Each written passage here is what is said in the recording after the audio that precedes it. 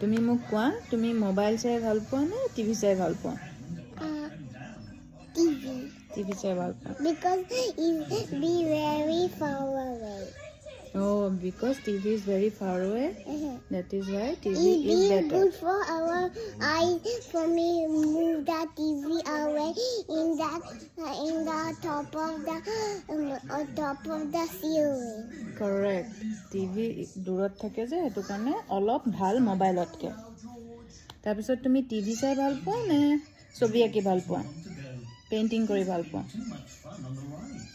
Painting.